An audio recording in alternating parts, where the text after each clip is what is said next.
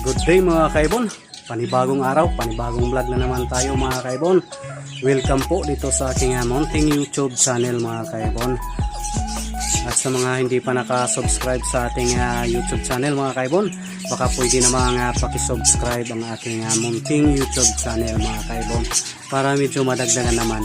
At salamat nga pala mga kaibon doon sa mga nag-subscribe, mga bagong subscriber po po. Maraming salamat po sa inyong pag-subscribe. So ngayon mga kaibon, kunting kwentuhan lang tungkol dito sa aking mga ibon, dito sa aking mga African lovebirds o albsto mga kaibon. Kasi may mga kulay akong hindi ko talaga matukoy kung anong mutation ito mga kaibon. Katulad dito mga kaibon. Yan, parang dilaw na siya. Ngunit ang kanyang flight feeder mga kaibon ay dark. Di katulad ng green opaline na yan mga kaibon. Sobrang tingkad ng kulay niya. Ang pumasok na hinay, hindi ko talaga ma-ID kung anong ID niya mga kaibon. Bali anak siya nito mga kaibon. Yan, ang kanyang ito ay cock mga kaibon. Split opa yan mga kaibon. Yan. Kung mapapansin nyo mga kaibon, hindi katulad siya ng flight feeder ng ordinaryong green fisher o green opaline. Yan ang anak niya mga kaibon. Yan, yan ay hin, opaline hin yan mga kaibon. May napanood kasi akong mga vlog tungkol sa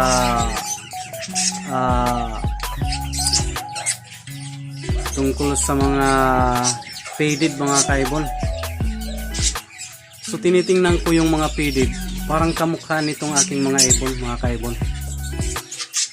May inanak itong aking parisan mga kaibon, may inanak silang parang yellow balls na opaline, pero kaiba siya sa yellow balls at hindi naman siya pastel mga kaibon. Kaya lang na-out ko na mga kaibon. Parang iba kung makikita nyo sa bago pa lang na inakay mga kaibon. Kakaiba doon sa mga ordinaryong green fisher at sa mga opaline. Ang makikita mo talaga na green fisher dahil ma-orange siya mga kaibon. Pero yung inakay nila ditong mga parisan na to mga kaibon, ay minsan naglalabas sila ng may pagka manilaw-nilaw o yellowish na kulay mga kaibon. Iba talaga sa ibang inakay ang kanilang mga inilalabas. Tinignan ko yung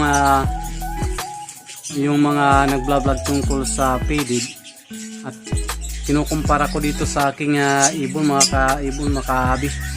May pagkahalintulad. Kaya lang hindi ko declare ito na faded kasi hindi ko naman alam ang pinanggalingan ng aking ibon o ang kanilang mga parents kung may kargabang faded.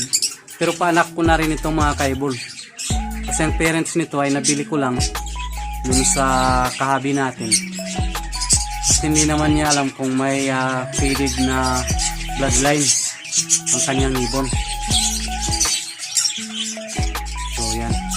Magkatulad yung kulay nila mga kaibon yan, no? Ang green ay iba talaga sa green. Yan, oh. Yan.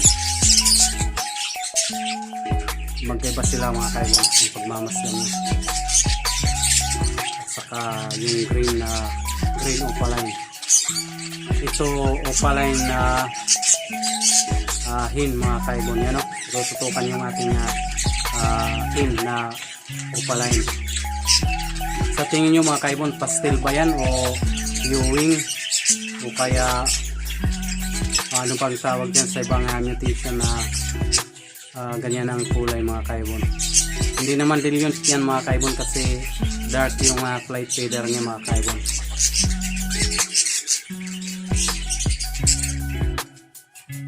Pero yung pagka-scallop ng kanyang pakpak na katulad ng opaline mga kaibon ay medyo wala na, hindi na nakikita. Hindi katulad ng opaline na yun mga kaibon. Talagang makikita mo yung kanyang scallop, yung parang marking sa kanyang pakpak mga kaibon. Malayo yung pagkakaiba ng kanilang kulay mga kaibon. So pag-i-comment mga kaibon kung may alam kayo sa ganitong mutation, kung may karga ba siyang ibang mutation mga kaibon.